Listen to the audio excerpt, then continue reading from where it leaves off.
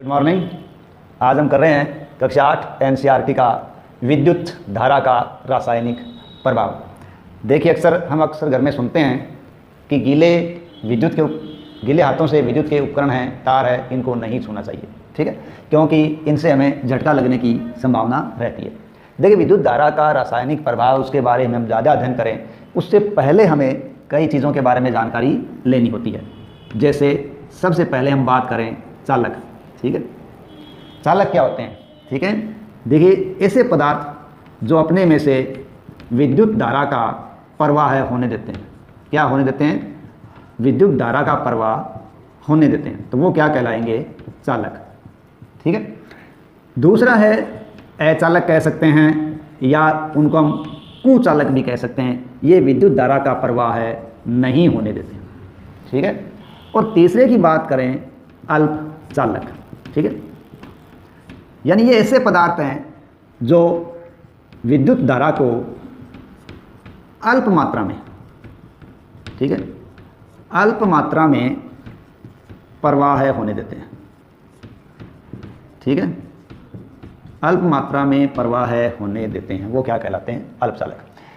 तो ऐसे पदार्थ जो अपने में से विद्युत धारा का प्रवाह होने देते हैं, उनकी बात करें तो चांदी, तांबा, ठीक है, एल्यूमिनियम, ये ऐसी सामग्री है जो विद्युत धारा का प्रवाह होने देती है, तो वो क्या कहलाते हैं? चालक। ऐसे पदार्थ जिनके अंदर से विद्युत धारा का प्रवाह नहीं होता, जैसे वो है पत्थर, रबर, प्लास्टिक, इनमें से विद्युत धारा का प्रवाह नहीं होता, तो वो क्या है? ये कुचालक या अचालक।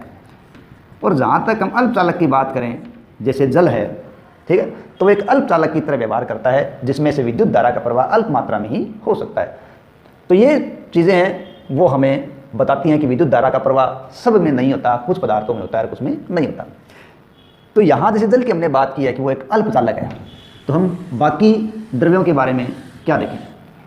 देखिए, हमें ये ध्यान रखना जरूरी है कि हम इनकी चालकता की बात करें, ठीक है, चालकता है या नहीं है या कम है, इन सब की जांच के लिए हमें एक संप्रेक्षित्र, ठीक है, की आवश्यकता होती है। साधारण इसको हम कहते हैं टेस्टर।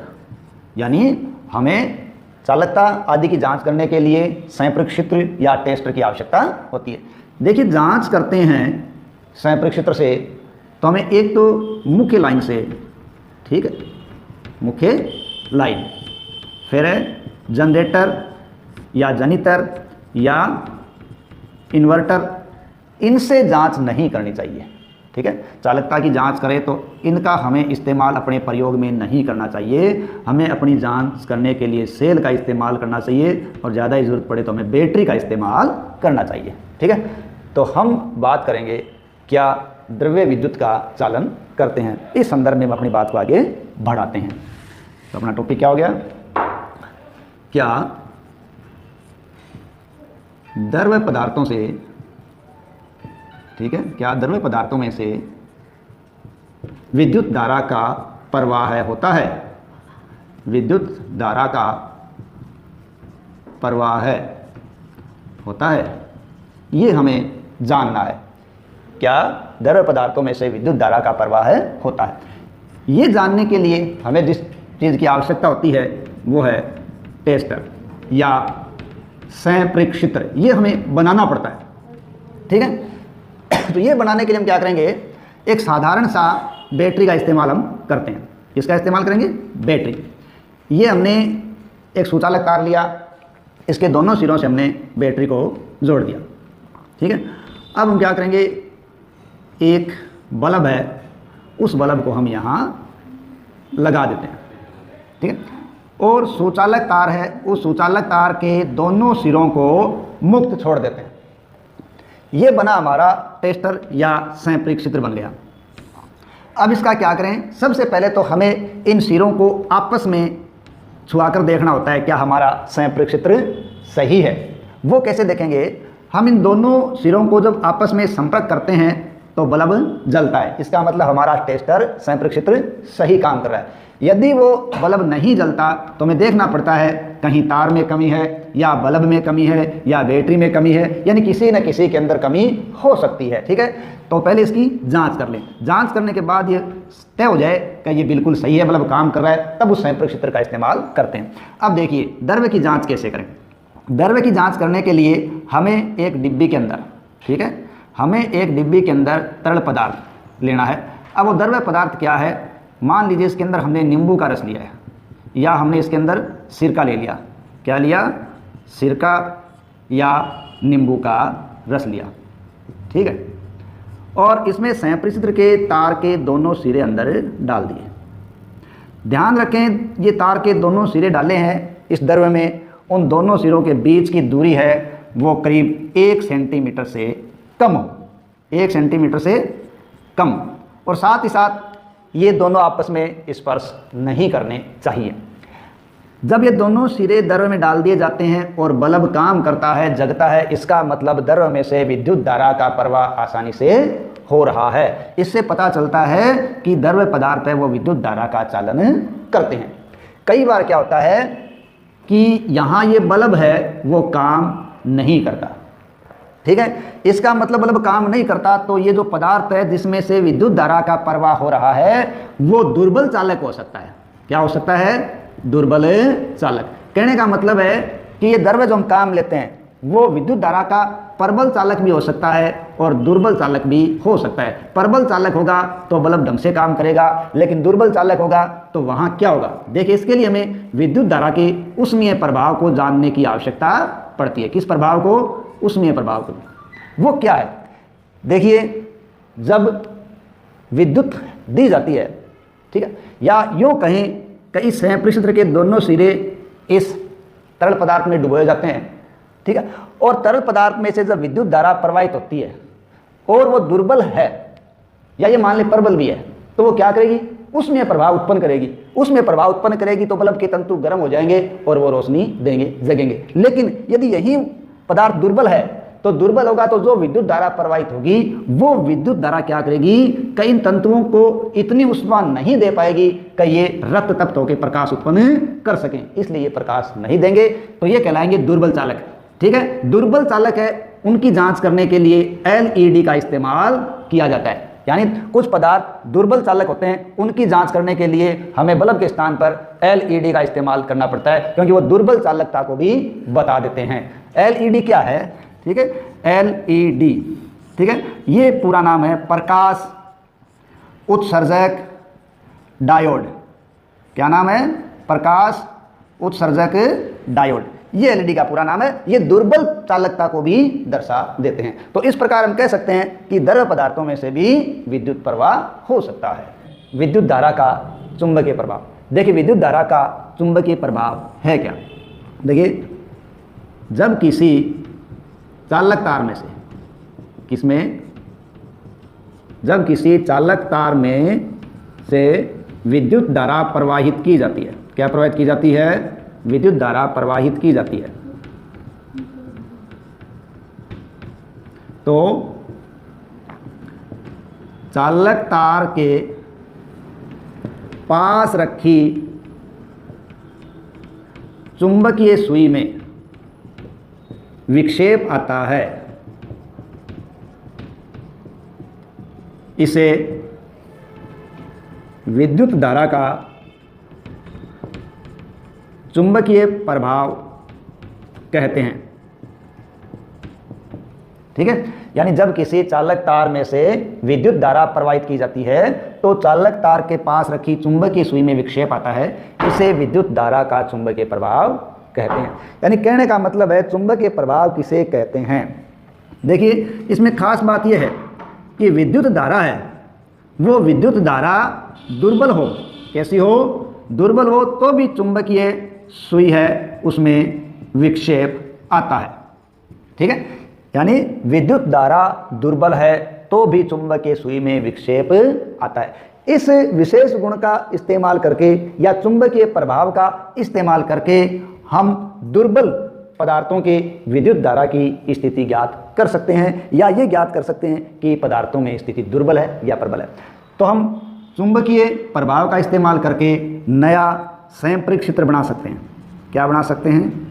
संप्रेरक क्षेत्र यानी टेस्टर बना सकते हैं। इसके लिए करना क्या पड़ेगा, यानी विद्युत धारा के दुर्बल प्रभाव को जांचने के लिए हम संप्रेरक क्षेत्र या टेस्टर बना सकते हैं। उस टेस्टर में हमें बस बल्ब के स्थान पर क्या लेना पड़ेगा? LED का इस्तेमाल करना पड़ेगा। ठीक है, देखिए बल्ब के जगह हम क्या करें? LED का इस्तेमाल करें तो दुर्बल विद्युत धारा का भी पता चल जाएगा। LED यानी प्रकाश उत्सर्जक डायोड, ये इस प्रकार का एक इलेक्ट्रॉनिक डिवाइस है। इसमें 2 तार होते हैं, ये देखिए। तो LED के अंदर 2 तार होते हैं, एक तार बड़ा होता है, दूसरा तार छोटा होता है। ध्यान ये रखना पड़ता है कि जो बड़ा तार होता है उसको हमेशा बैटरी के प्लस या घन सिरे से जोड़ा जाता है, बैटरी या सेल से, जबकि जो दूसरा सिरा है जो छोटा है उसको माइनस या बैटरी के ऋण सिरे से जोड़ा जाता है। इस प्रकार जोड़कर हम परिपथ या टेस्टर पूरा कर सकते हैं। ठीक है, अब हम इसी स्थिति का इस्तेमाल करके हम क्या करेंगे? पदार्थों के अंदर एक्टिविटी जानेंगे या चुंबकीय प्रभाव को जानेंगे। तो अब हम एक एक्टिविटी करते हैं। देखिए इसके लिए हम क्या करेंगे? एक हम माचिस की डिब्बी लेंगे। ठीक है, ये माचिस की डिब्बी है। इस माचिस की डिब्बी के अंदर हमने खाली डिब्बी के अंदर ये रख दिया, एक चुंबकीय सुई रख दी। क्या रखी है? चुंबकीय सुई। अब जो चुंबकीय सुई है, उस चुंबकीय सुई को रखने के बाद इस माचिस की डिब्बी पर हमने चालक तार के कुछ घेरे लपेट दिए। चालक तार के घेरों को लपेटकर इसके 2 स्वतंत्र सिरे लगा दिए और बैटरी से इसका संबंध स्थापित कर दिया। ये इसके 2 स्वतंत्र सिरे हो गए। अब इन तारों के जो स्वतंत्र सिरे हैं, उन सिरों को हम विद्युत धारा है उसके प्रवाह की स्थिति जांचने के लिए इस्तेमाल करते हैं। और ये जानने के लिए हम क्या करते हैं कि जो खुले हुए सिरे हैं उनको अलग अलग पदार्थों के अंदर डालते हैं। जैसे हमने इन स्वतंत्र सिरों को किस में डाला? जल में डाला। किस में डाला? जल में। ठीक है, जल में डाला, चुंबकीय सुई में विक्षेप आया। ठीक है, ये साधारण 20 का जल था। अब हमने कौन सा जल लिया? आसुत जल लिया। उसको डालकर देखा, विक्षेप आया। बाद में हमने नींबू का रस डालकर देखा।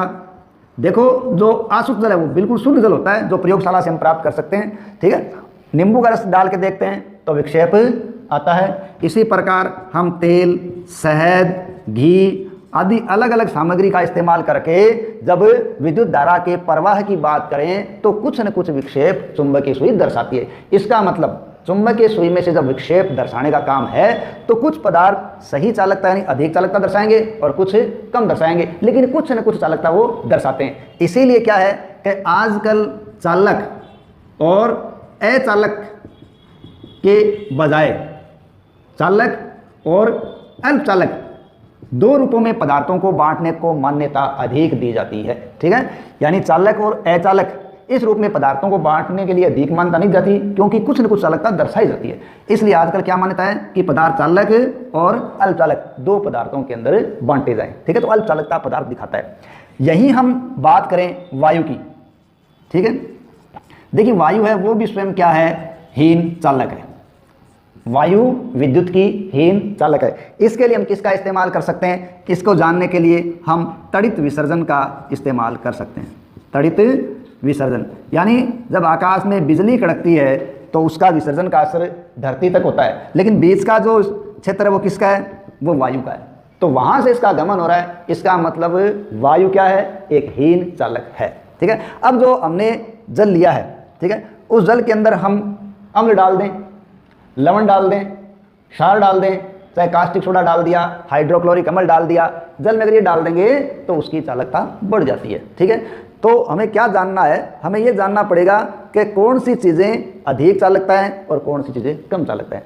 देखिए जल है वो जो हमें प्राकृतिक रूप से मिलता है। ठीक है, प्राकृतिक रूप से जो जल मिलता है उस जल के अंदर क्या है? उसमें अम्ल है, उसमें क्षार है, उसमें लवण है। ठीक है, तो प्राकृतिक रूप से जल है वो कुछ अम्लों का, कुछ क्षारों का, कुछ लवणों का एक विलयन है, ठीक है। और इस विलयन में से विद्युत धारा कुछ कम मात्रा में या कुछ जगह अधिक मात्रा में प्रवाहित होती है, लेकिन वो होती है।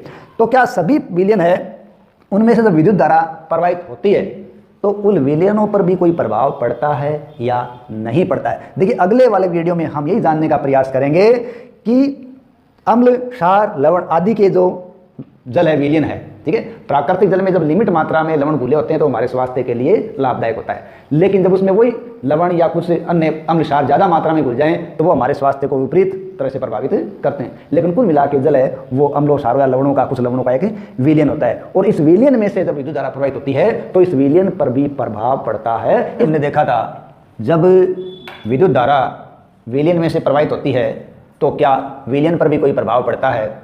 हाँ, विलयन पर प्रभाव पड़ता है। देखिए जब विद्युत धारा किसी विलयन में से प्रवाहित होती है, किस में से प्रवाहित होती है? विलयन से, तो उस विलयन के अंदर रासायनिक अभिक्रियाएं होती है। क्या होती है? रासायनिक अभिक्रियाएं, और यही विद्युत का रासायनिक प्रभाव कहलाता है। हम क्या लिखेंगे? जब किसी चालक विलयन में से विद्युत धारा प्रवाहित होती है, ठीक है, विद्युत धारा प्रवाहित होती है तो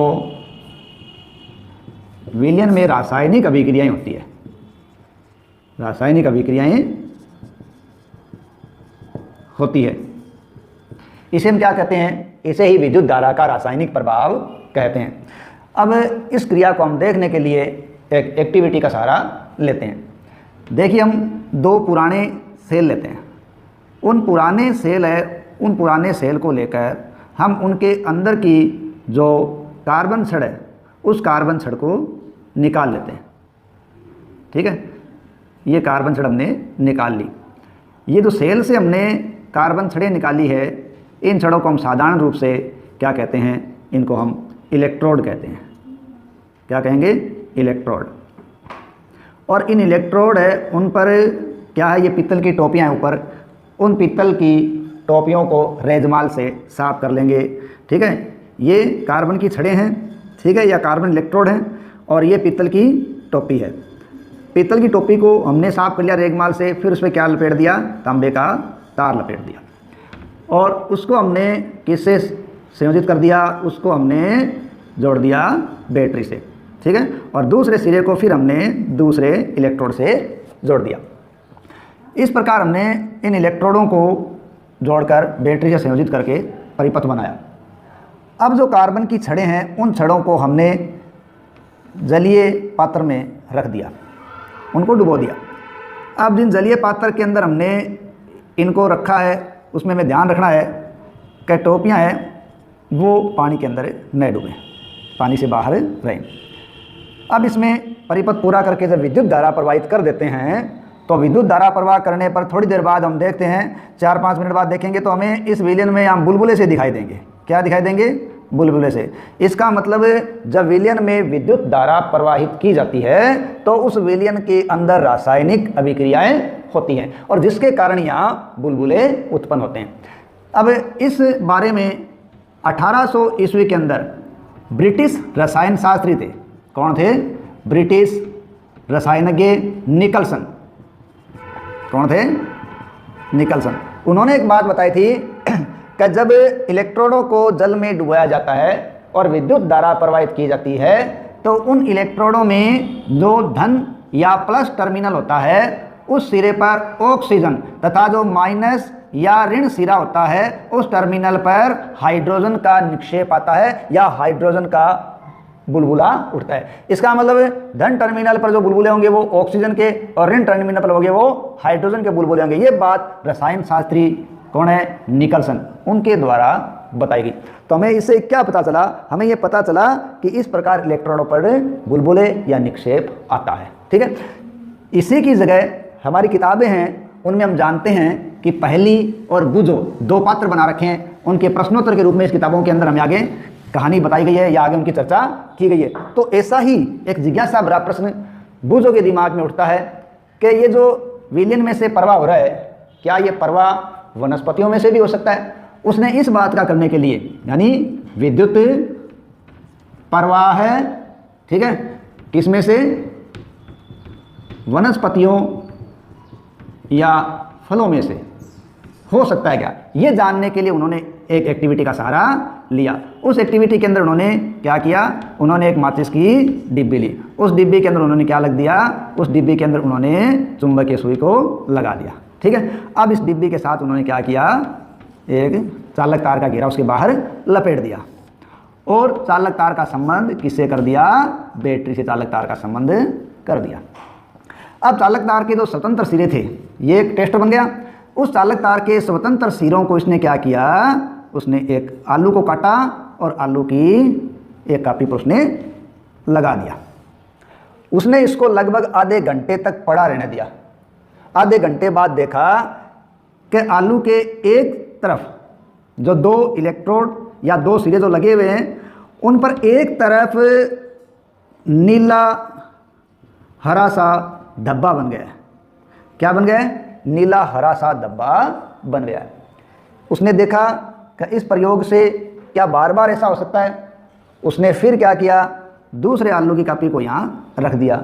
फिर उसने देखा कि फिर एक ही स्थान पर नीला हरा धब्बा उत्पन्न हुआ। उसे पता चला कि नीला हरा धब्बा वहीं उत्पन्न होता है जो सिरा प्लस है या धनावेशित है, ठीक है। इसका मतलब वनस्पतियों से भी विद्युत का प्रवाह होता है और हमें इस प्रयोग से ये पता किया जा सकता है कि यदि कोई बैटरी बॉक्स के अंदर छुपी हुई है, कोई बैटरी बॉक्स के अंदर छुपी हुई है, उसके सिरों से कैसे पता करें कि कौन सा प्लस और कौन सा माइनस है, ठीक है। तो इस तरीके से हम उसका पता कर सकते हैं कि धन सिरा कौन सा है, ऋण सिरा कौन सा है। आलू से साधारण पता चल जाएगा कि जो सपोर्ट बनाएगा, जो धब्बा बनाएगा, वो प्लस सिरा है या धन सिरा। क्यों? कि इस प्रकार का कोई धब्बा ऋणावेश की तरफ नहीं बनता है, ठीक है। तो इन प्रयोगों से, इन एक्टिविटियों से क्या पता चला? ये पता चला कि रासायनिक प्रभाव में हम क्या पता कर सकते हैं। रासायनिक प्रभाव में हम पता कर सकते हैं जब किसी विलयन में विद्युत धारा प्रवाहित की जाती है, ठीक है, तो विद्युत धारा प्रवाहित करने पर विलयन में रासायनिक अभिक्रियाएं संपन्न होती है। अब जो रासायनिक अभिक्रियाएं संपन्न होती हैं, उनमें हमने क्या काम लिया है? मान लीजिए हमने उसके अंदर इलेक्ट्रोड काम लिए हैं। इलेक्ट्रोड किसे कहेंगे? जो हमने सेल में से निकाला है कार्बन छड़, उसको कह सकते हैं। या हम लोहे की छड़ ले लें, ठीक है, ये भी क्या कहलाएगी? इलेक्ट्रोड कहलाएगी, जो लगभग 6 सेंटीमीटर के आसपास होनी चाहिए। इसी प्रकार हम क्या ले लें? लोहे की कील ले लें। ये इलेक्ट्रोड के रूप में काम करती हैं, ठीक है, इनको लिया जा सकता है। साथ ही साथ विलयन के स्थान पर हम अलग अलग चीज़ ले सकते हैं। हम विलयन में जल भी ले सकते हैं, हम नींबू रस भी ले सकते हैं, हम कोई अम्ल ले सकते हैं, हम कोई क्षार ले सकते हैं, अलग अलग पदार्थ हम ले सकते हैं, ठीक है। अब जो हमारा रासायनिक अभिक्रिया हो रहा है, उस रासायनिक अभिक्रिया का प्रभाव क्या होगा? वो इस बात पर निर्भर करेगा कि हमने इलेक्ट्रोड क्या लिया है, हमने कार्बन छड़ ली है, हमने लोहे की छड़ ली है, हमने लोहे की कील ली है, क्या लिया है, हमने विलयन के रूप में किसका इस्तेमाल किया है। तो इलेक्ट्रोड और विलयन की प्रकृति पर निर्भर करेगा कि रासायनिक अभिक्रिया में बुलबुले बनेंगे। क्या बनेगा? बुलबुले बनेंगे, या इलेक्ट्रोडों पर निक्षेप आएगा। निक्षेप यानी कोई चीज़ जमा हो जाएगी, ठीक है। विलयन में बुलबुले बनेंगे या इलेक्ट्रोड पर कोई निक्षेप या जमाव आएगा, या फिर विलयन का रंग बदल जाएगा। यानी या तो इस रासायनिक अभिक्रिया में बुलबुले बनेंगे, या इलेक्ट्रोडों पर निक्षेप आएगा, या विलयन का रंग ही बदल जाएगा। अब इनमें से क्या होगा, वो इलेक्ट्रोड और लिए गए विलयन पर निर्भर करता है। तो यह है विद्युत धारा का रासायनिक प्रभाव, कि जब विलयन में से विद्युत धारा प्रवाहित होती है तो वो रासायनिक अभिक्रिया दर्शाती है। अब रासायनिक प्रभाव पर आधारित एक प्रक्रिया विद्युत लेपन देखते हैं। क्या देखते हैं? विद्युत लेपन। सबसे पहले बात करते हैं विद्युत लेपन क्या है, ठीक है। तो विद्युत द्वारा किसी पदार्थ, ठीक है, किसी पदार्थ अर्थात वो कोई धातु हो सकता है, ठीक है, किसी पदार्थ धातु पर दूसरी वांछित धातु की परत चढ़ाना विद्युत लेपन कहलाता है, ठीक है। विद्युत लेपन किसे कहेंगे? किसी एक पदार्थ या धातु पर जब दूसरी वांछित धातु या पदार्थ की परत चढ़ाई जाती है तो उसे विद्युत लेपन कहते हैं, ठीक है। इसके लिए हम एक एक्टिविटी देखते हैं, एक क्रियाकलाप देखते हैं। देखो, ये करने के लिए हम क्या करते हैं, सबसे पहले हम तांबे की 2 प्लेटें लेते हैं। किसकी प्लेटें लेते हैं? तांबे की 2 प्लेट लेते हैं। ये प्लेट जो होती है वो लगभग 10 बाई 4, यानी इनकी साइज़ क्या है, प्लेटों की साइज़ लगभग 10 बाई 4 सेंटीमीटर की होती है। तो ये प्लेटें किसकी होती है? ये प्लेटें तांबे की होती है। अब इन तांबे की प्लेटों को एक जल से भरे पात्र में डाल देते हैं। इस पात्र में 250 मिली जल होता है। क्या होता है? 250 मिली जल है, ठीक है। और साथ ही साथ इसमें क्या डाल देते हैं? Copper sulphate. क्या डाला जाएगा? इसके अंदर कॉपर सल्फेट डाला जाएगा, ठीक है, जो लगभग 2 चम्मच तक हो सकता है, ठीक है। CuSO4 ये कॉपर सल्फेट का सूत्र है। तो इस प्रकार हमने ये विलयन तैयार कर लिया। अब इस विलयन की चालकता बढ़ जाए, इसके लिए हम इसके अंदर क्या मिला देते हैं? तनु सल्फ्यूरिक अम्ल मिला देते हैं, ठीक है। सल्फ्यूरिक अम्ल, इसका सूत्र है H2SO4। ये विलयन तैयार कर लिया। अब हम परिपथ को पूरा करते हैं और उसमें विद्युत धारा को प्रवाहित करते हैं। विद्युत धारा लगभग इसके अंदर 15 मिनट प्रवाहित होती है। 15 मिनट बाद हम देखते हैं कि एक कॉपर की जो प्लेट है उस पर कुछ पदार्थ का निक्षेपण हो रहा है या उस पर जमाव हो रहा है। हम ध्यान से देखते हैं तो जिस प्लेट पर जमाव हो रहा है वो ऋण प्लेट होती है, यानी बैटरी के ऋण सिरे से जुड़ी प्लेट पर जमाव आ जाता है। किस प्लेट पर आएगा?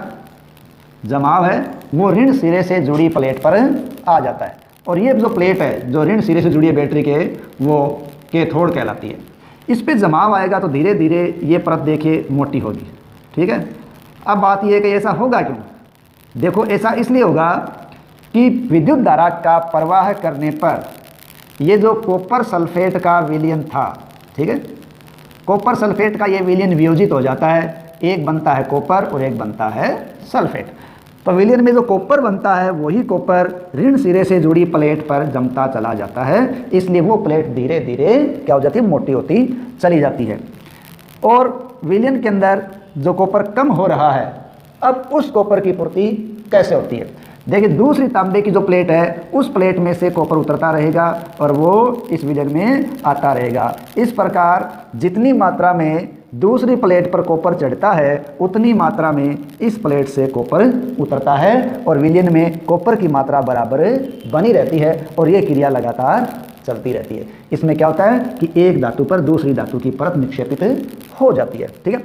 मान लीजिए हमारे पास एक ही प्लेट है, तो क्या यदि उस एक ही प्लेट हो और यदि हम उसे ऋण सिरे से जोड़ें तो वो भी जमाव दर्शाती है, यानी उस पर भी जमाव आ जाएगा। इस प्रकार क्या कह सकते हैं? हम कह सकते हैं कि एक धातु पर दूसरी धातु की परत चढ़ाने की क्रिया को हम विद्युत लेपन कहते हैं। अब बात आती है कि हम विद्युत लेपन क्यों करें। देखिए, इसका कारण क्या है? हम अक्सर साइकिल का हैंडल देखते हैं, साइकिल का पहिया है, उसकी रिम देखते हैं, ठीक है, कुछ अपने घर में काम ली जाने वाली, ठीक है, टोंटी देखते हैं। तो ये जो देखते हैं ये बड़े चमकदार होते हैं, ठीक है। हालांकि ये जिस धातु से बने हैं उसमें वो क्वालिटी नहीं होती जो अब इन चमक वाली वस्तुओं में आ जाती है, ठीक है। तो जिस पदार्थ से वस्तु बनी होती है उस पदार्थ में वो गुण नहीं होता जो लेप की जाने वाली पदार्थ में होता है। यानी जिस पदार्थ को हम लेप कर रहे हैं या विलेपित कर रहे हैं उस पदार्थ में जो गुण होता है वो उस धातु में नहीं होता जिससे हमने सामग्री बनाई है। उसमें वो गुण लाने के लिए हम उस पर क्या चढ़ा देते हैं? दूसरे धातु की परत चढ़ा देते हैं, उसमें भी वो वांछित गुण लाने का प्रयास करते हैं। तो हम साइकिल का हैंडल है, रिम है, टोंटी है, बर्नर है, इनको हम चमकदार देखते हैं। अब अक्सर क्या होता है, हम इन पर क्रोमियम की परत चढ़ाते हैं, ठीक है।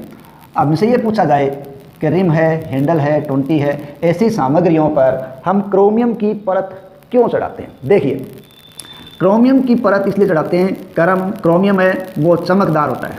कैसा है? चमकदार है, ठीक है। आसानी से इस पर जंग नहीं लगती, ठीक है, आसानी से ये संक्षारित नहीं होता। यानी कई क्वालिटी ऐसी है जिस पे ये अलग दिखाता है।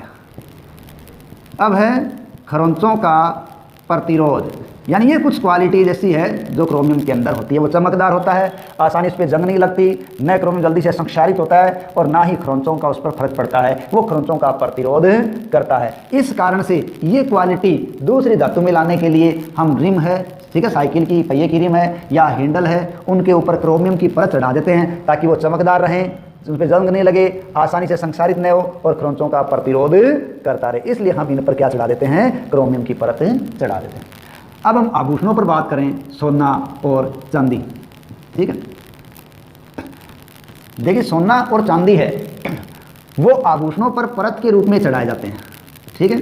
देखिए सोने के चांदी के हम आभूषण भी बनाते हैं, लेकिन बाजार में ऐसी भी सामग्री है जो दिखने में सोने और चांदी की तरह होती है लेकिन बहुत ही सस्ती होती है, ठीक है। क्यों?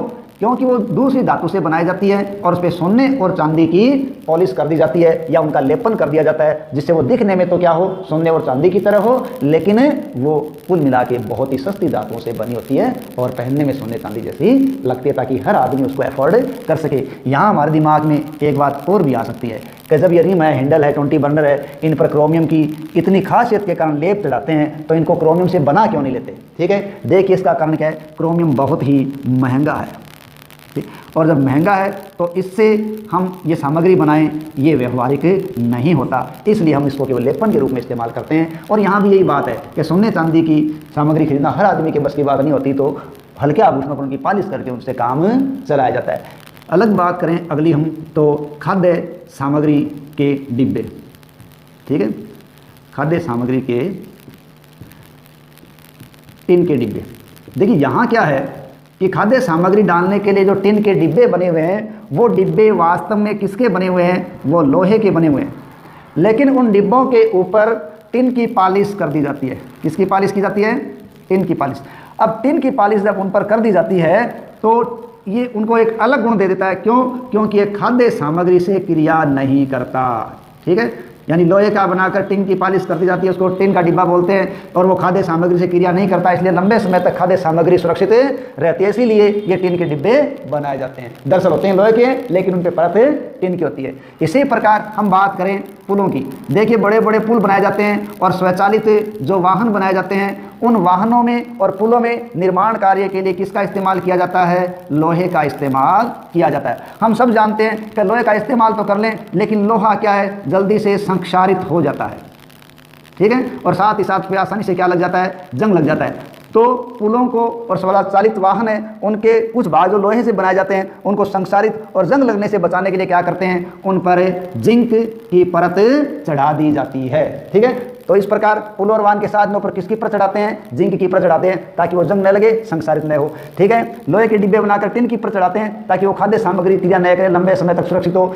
हल्के धातु के आभूषण बना के, सस्ती धातु के आभूषण बना के सोने चांदी की परत चढ़ा देते हैं ताकि वो सोने चांदी जैसे दिखें और आम आदमी उनका इस्तेमाल कर सके। इसी प्रकार ही मैंडल आदि पर क्रोमियम की परत चढ़ा जाती है ताकि उसमें चमकीला, जंग रहित और संक्षारित न होने वाला और खरोंचों न जाने वाला गुण विकसित किया जा सके। इस प्रकार दैनिक जीवन के अंदर